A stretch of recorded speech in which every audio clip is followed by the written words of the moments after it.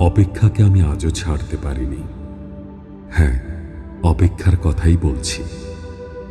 ভালোবাসার রক্তিম ধারালো স্নিগ্ধ ছোঁয়ায় এ হৃদয় থেকে এক এক করে ছেড়ে গেছে সব লোভ, হিংসা, ক্রোধ, অহংকার, স্বার্থপরতা, সবকিছু। কিন্তু অপেক্ষা অপেক্ষা আমাকে আজও ছেড়ে যেতে পারেনি। আমি ভালোবাসার জন্য সব কিছু ছেড়েছি, শুধু অপেক্ষা ছাড়া।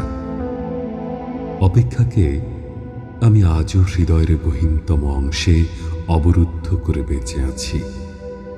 অনেকেই বলে অপেক্ষা হচ্ছে শুদ্ধতম ভালোবাসার প্রকাশ।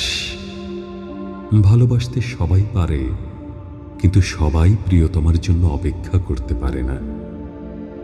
আসলেই কি তাই? জানি না তো, হবে হয়তো।